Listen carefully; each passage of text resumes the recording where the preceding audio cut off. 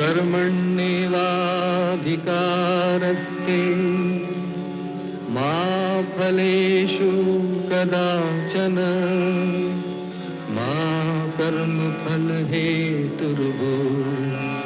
मा ते संगोऽस्त्वविकर्मणि।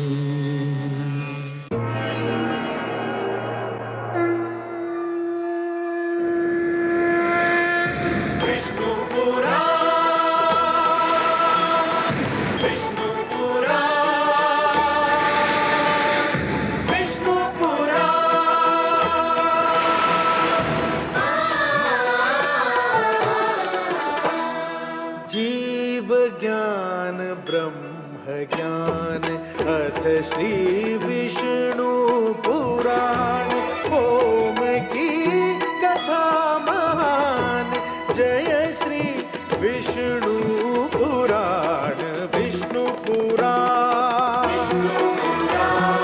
विष्णु पुराण विष्णु पुराण।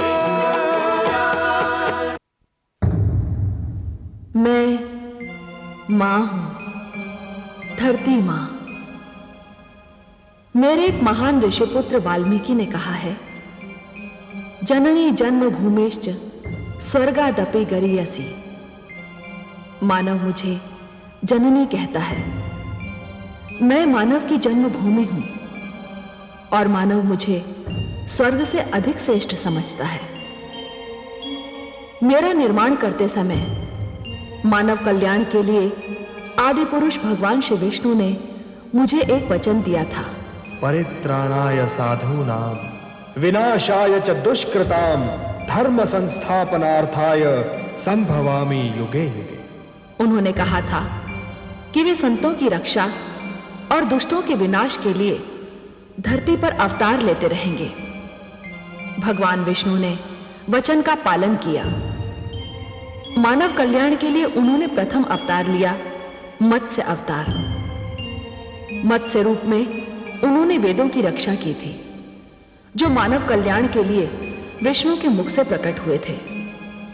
यहीं से जीव के विकास की कथा भी प्रारंभ हो गई। भगवान विष्णु ने दूसरा अवतार तब लिया जब सागर मंथन हुआ। यह अवतार था कूर्म अवतार। मछली के रूप में वो केवल जल तक सीमित रहे। कूर्म अर्थात कछुए के रूप में वे जल से निकलकर धरती पर आए। ये विकास और आगे बढ़ा। विष्णु का तीसरा अवतार था वाराह अवतार, जिसमें उन्होंने वाराह रूप लेकर दानव हिरण्याक्ष को मारा था। वाराह रूप में उन्होंने जल, धरती एवं दलदल पर विजय प्राप्त की। उनका चौथा अवतार तब हुआ जब हिरण्यकशिपु नाम के दानव ने स्वयं को ईश्वर घोषित कर दिया। इस प्रकार भगवान विष्णु ने अपना चौथा अवतार लिया, नृसिंह अवतार। वे आधे पशु थे, आधे मानव। यहां से विकास की क्रिया पूर्ण हुई और मानव रूप में भगवान विष्णु ने राक्षस राज बलि को बांधने के लिए वामन अवतार लिया। पांचवा अवतार उन्होंने तब लिया जब क्षत्रियों का अभिमान अत्याचार की सीमा को लांघ गया। तब विष्णु ने अंशावतार लिया, परशुराम अवतार। और अब धरती पर पुनः धर्म की स्थापना के लिए, राक्षसों का आतंक समाप्त करने के लिए प्रथम बार भगवान विष्णु ने लिया है संपूर्ण मानव अवतार। उनकी बाल लीला तो आपने मेरे संग देखी है। आज बड़ा ही शुभ दिन है। आज मेरे साथ साथ समस्त अयोध्या वासियों के नयन युवा श्री राम के दर्शन का अमृत पान करेंगे। ओम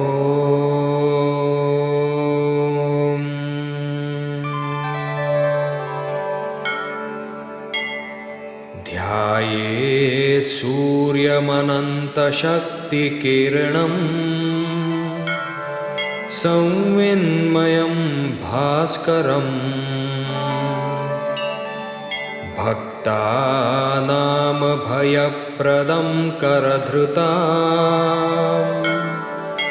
भोजद्वयं शङ्करम्।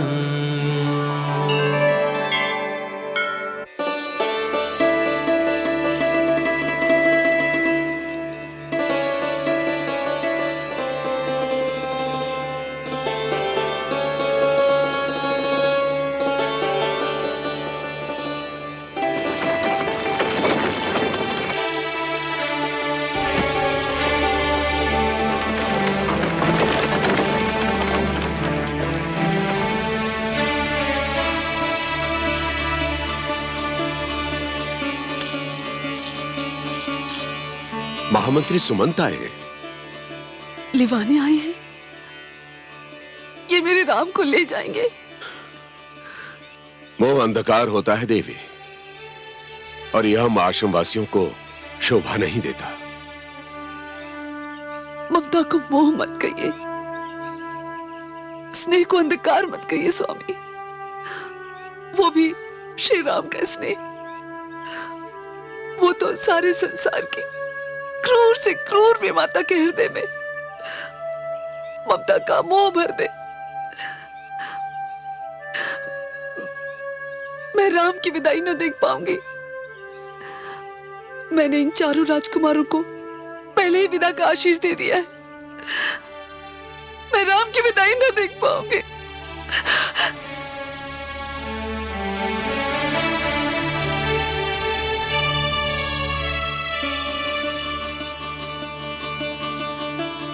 कुलगुरु सुमंत का प्रणाम स्वीकार कीजिए। कल्याणम मस्तो। महामंत्री सुमंत, 4 राजकुमारों के लिए इतने अधिक वस्त्राभूषण?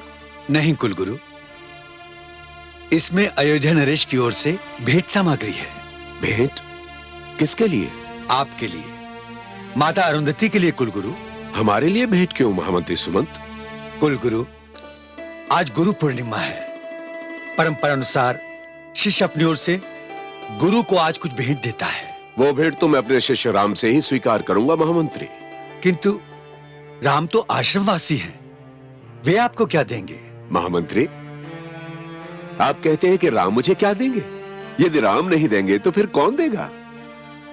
वे तो आदित्य हैं, सूर्य है। वो सूर्य जिसके दर्शन मात्र से अंधकार छट जाता है और रात्रि समाप्त हो जाती है।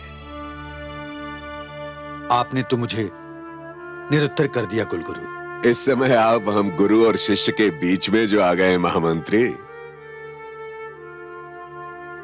आप चारों राजकुमारों के वस्त्राभूषण ले जाकर उनके निवास पर छोड़ दीजिए,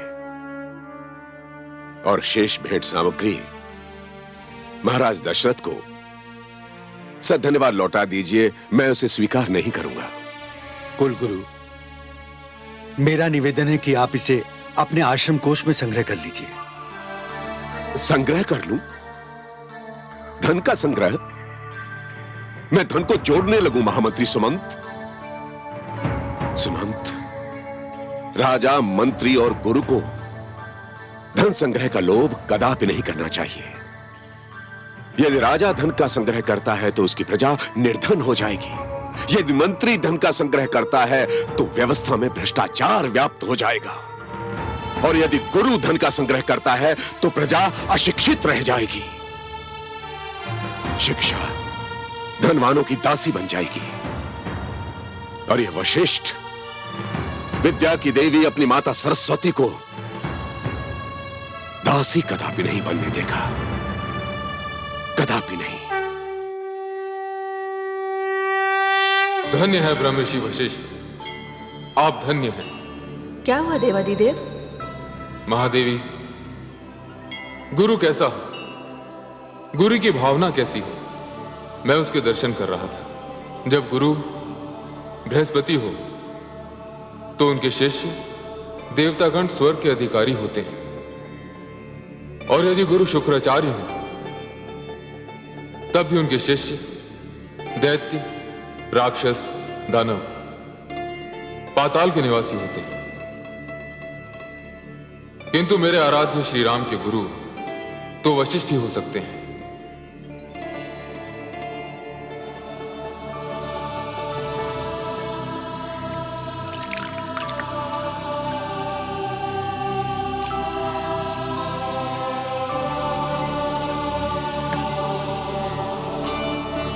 ये अर्घ आपने किसको दिया स्वामी? उन्हें जिन्होंने मानवता की व्याख्या करने के लिए मानव रूप में जन्म लिया है, जिन्होंने मानव अवतार धारण करके यह सिद्ध कर दिया है कि मानव सृष्टि की सर्वश्रेष्ठ रचना है। आज एक महान शिष्य अपना विद्यार्थी जीवन समाप्त करके एक महान गुरु से विदा लेने वाला है। महादेवी, आज मेरे राम गुरु पूर्णिमा के दिन अपने गुरु को क्या भेंट करेंगे, मैं इसकी प्रतीक्षा में हूं।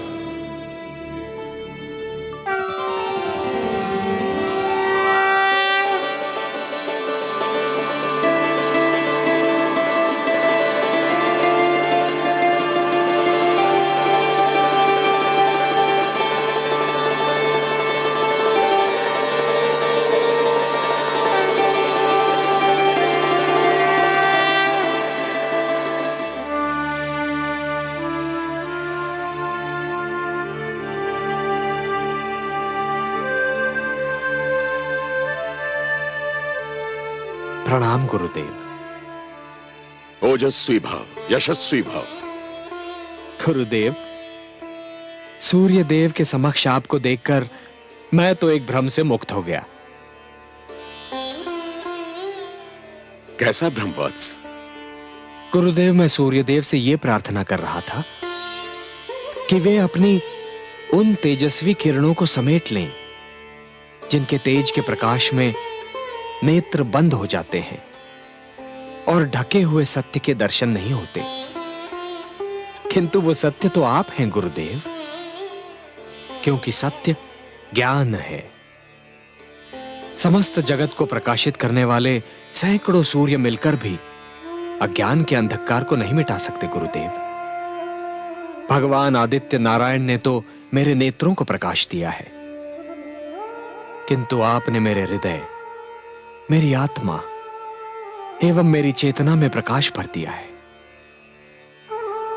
ओजस्वी भव, मनस्वी भव। राम हो न, सर्वत्र रमे हुए हो।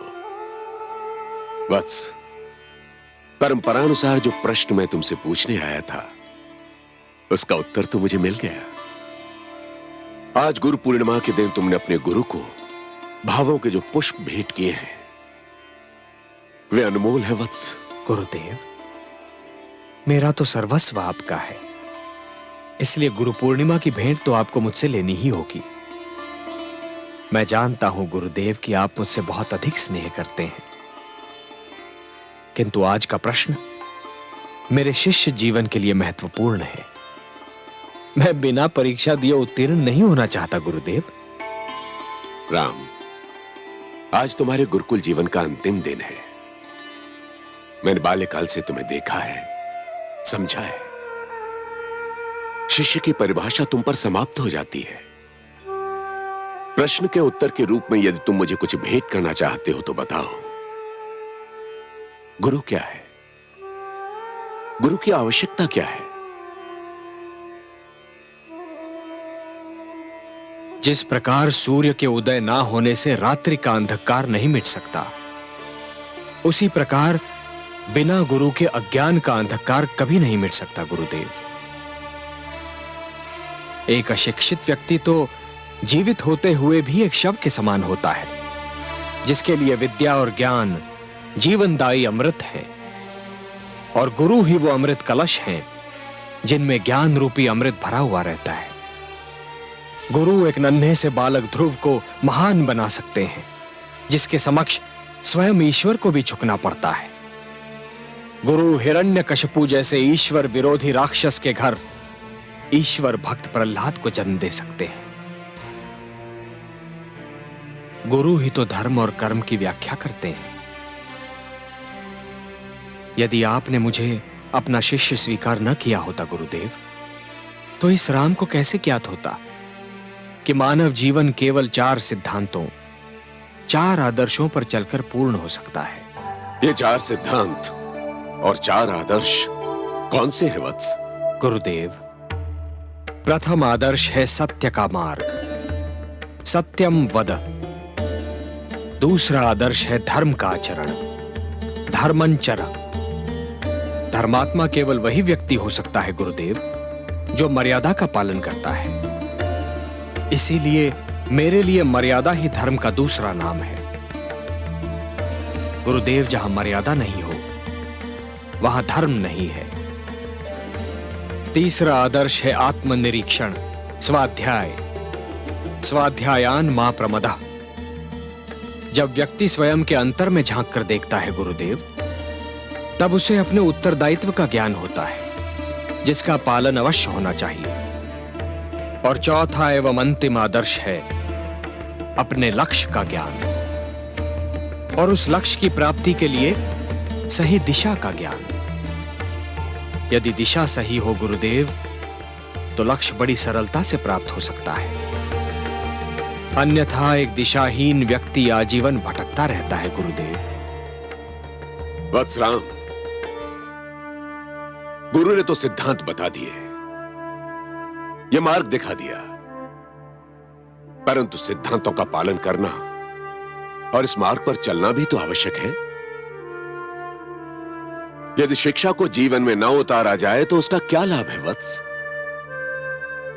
तुम अपने जीवन में इस शिक्षा को उतारो।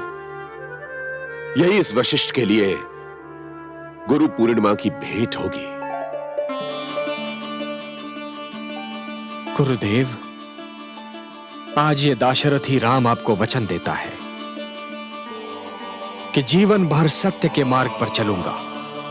परिणाम जो कुछ भी हो, सदैव मर्यादा का पालन करूंगा। किसी भी मूल्य पर अपने अंतर से अपनी दृष्टि कभी नहीं हटाऊंगा। अपने उत्तरदायित्व के पालन में कोई बाधा नहीं आने दूंगा।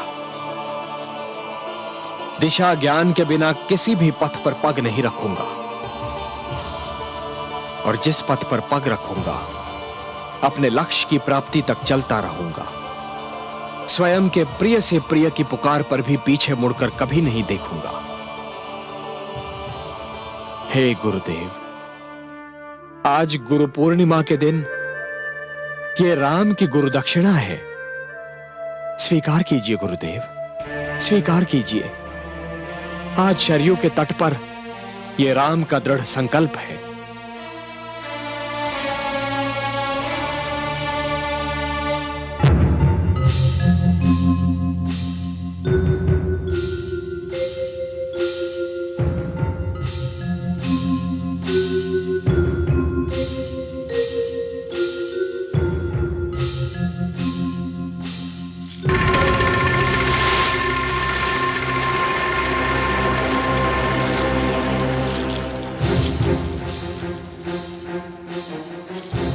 प्रणाम माते। माते, आज आपका पुत्र रावण नहीं, आपका शिष्य रावण आपके चरण स्पर्श करने आया है। आप तो मेरी माता भी हैं और मेरी गुरु भी।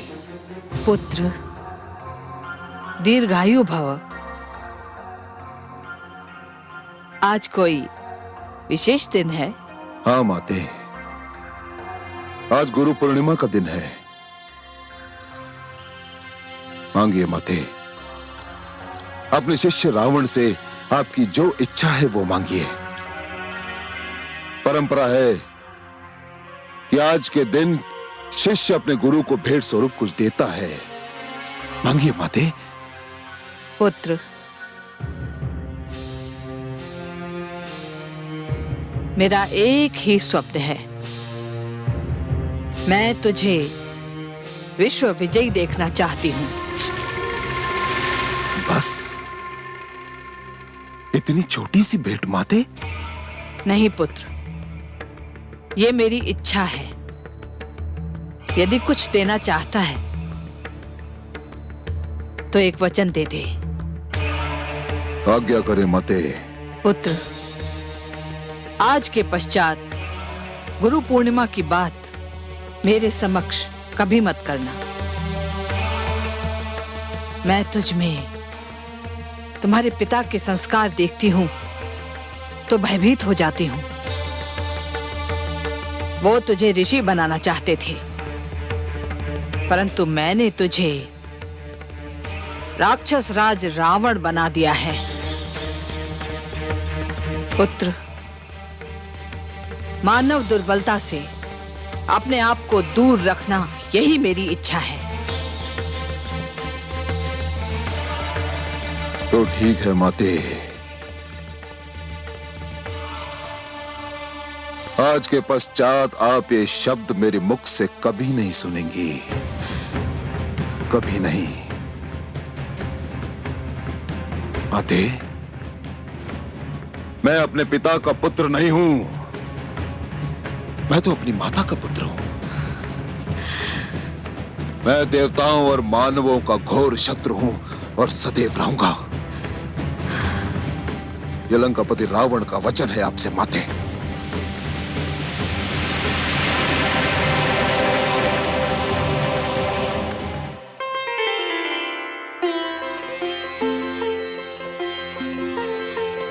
उठो अनुजो, भरत, शत्रुघ्न, लक्ष्मण, आज का गुरु पूर्णिमा का दिन अत्यंत शुभ है। भ्राताश्री, आप हम सब में ज्येष्ठ हैं। पिता की अनुपस्थिति में ज्येष्ठ भ्राता ही पिता समान होता है। हाँ भ्राताश्री, गुरुदेव के समक्ष भेंट स्वरूप मैंने उन्हें यही वचन दिया है कि मैं सदैव आपकी छाया बनकर रहूंगा। जहां श्री राम होंगे वहीं लक्ष्मण। भ्राताश्री, गुरुदेव को अपनी इच्छा से मैंने भी यही वचन दिया है।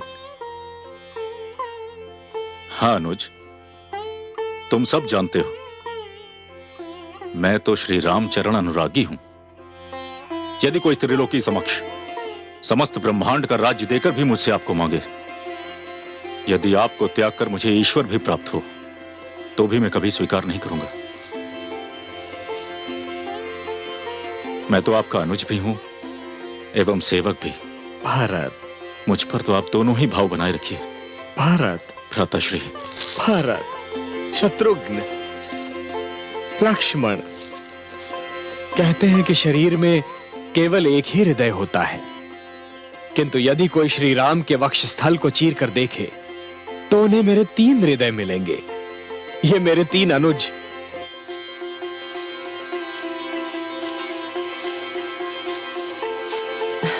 प्रणाम महाराज। प्रणाम धाय मां। अच्छा हुआ आप मिल गए। कृपया महारानी कैकेयी को सूचित कर दें कि हमारे चारों पुत्र राजभवन लौट रहे हैं। महाराज, ये तो बहुत ही शुभ समाचार है। आपको बहुत बहुत बधाई हो।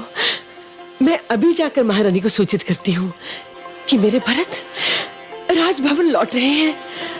अभी जाकर सूचित करती हूँ।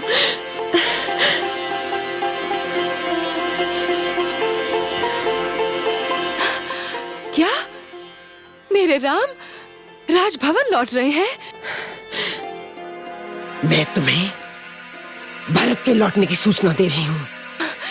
एक ही तो बात है ना धाई माँ, आज तो समस्त अयोध्या में उत्सव मनाया जाना चाहिए। मैं दीदी कौशल्या के कक्ष में जाती हूँ।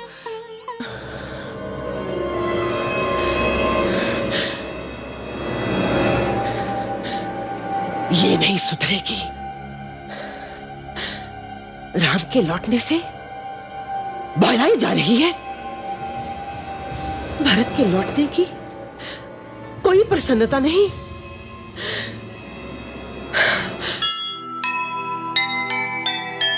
अपने सुत के प्रेम में सुध बुध दी बिसराए, हुआ दृष्टि से दूर वो माँ को कुछ न सुहाए। एक नाम मन में बसा, भूल गए सब नाम किसी का लीजिए, सुने कैकेयी राम, सुने कैकेयी राम। जीव ज्ञान ब्रह्म ज्ञान अथ श्री विष्णु पुराण।